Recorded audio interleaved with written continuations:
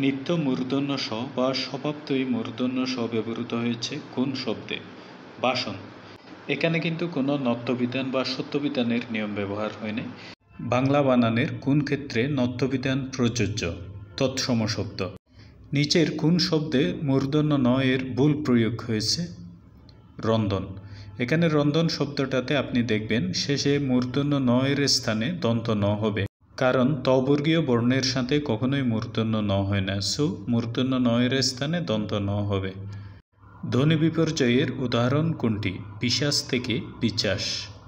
শব্দের মধ্যে দুইটি ব্যঞ্জনবর্ণের পরস্পর পরিবর্তন ঘটলে সেটাকেই ধ্বনি বিপর্যয় বলে। এখানে দেখবেন তালেপ স এর জায়গায় চ আসছে, চ এর জায়গায় তালেপ স আসছে। চারি থেকে চার কোন ধরনের ধ্বনি পরিবর্তনের উদাহরণ? এটি একটি অন্তঃস্বর লুপের উদাহরণ। এখানে চারি শব্দে দেখবেন ইকার শব্দটা শেষে উচ্চারণ হচ্ছে, অর্থাৎ শেষের ধ্বনিটা লোপ পেয়েছে, তাই এটি একটি অন্তঃস্বর লুপের উদাহরণ। ধ্বনি পরিবর্তনে বিষমীভবন বলতে কি বোঝায়? দুটি সমবর্ণের একটির পরিবর্তনকেই বলা হয় বিষমীভবন। ফাল্গুন থেকে ফাগুন কোন ধরনের ধ্বনি পরিবর্তনের উদাহরণ? এখানে আপনি প্রথম শব্দটিতে দেখবেন ল আছে, কিন্তু শেষের শব্দটিতে ল নেই, তার মানে একটা ব্যঞ্জনবর্ণ লোপ পেয়েছে। যে কোনো শব্দ থেকে যখন একটা ব্যঞ্জনবর্ণ লোপ পাবে তখন সেটাকে বলা হয় অন্তর্হতি।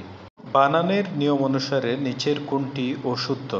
তাহলে এখানে আপনি দেখতে পাচ্ছেন শেষে যদি থয়ে প থাকে সেক্ষেত্রে সবসময় রসইকার হবে, যেমন কৃতিত্ব, মন্ত্রিত্ব, দায়িত্ব। কিন্তু এখানে যে দায়িত্ব শব্দটি লেখা হয়েছে সেটা যেহেতু দীর্ঘইকার দিয়ে লেখানো হয়েছে, সো এটা অযৌক্তিক এবং এটাই ভুল। নিচের কোন বানানটি সঠিক? ঊর্ধ্ব। এখানে আপনি দেখতে পাবেন প্রমিত বাংলা বানানের নিয়ম অনুযায়ী একই শব্দে কখনোই রেফের পরে দুইটা একই বর্ণ হবে না, সো এখানে খ নাম্বারে যেহেতু দুইটা একই বর্ণ হয়েছে, সো এটা সঠিক নয়, এখানে গ নাম্বারটাই হচ্ছে সঠিক। তৎসম শব্দের ক্ষেত্রে ট বর্গের সঙ্গে যুক্ত দন্ত ন পরিবর্তিত হয়ে কি হয়? মূর্ধন্য ন হয়। তৎসম শব্দের ক্ষেত্রে বেশিরভাগ শব্দের মধ্যেই মূর্ধন্য ন হয়।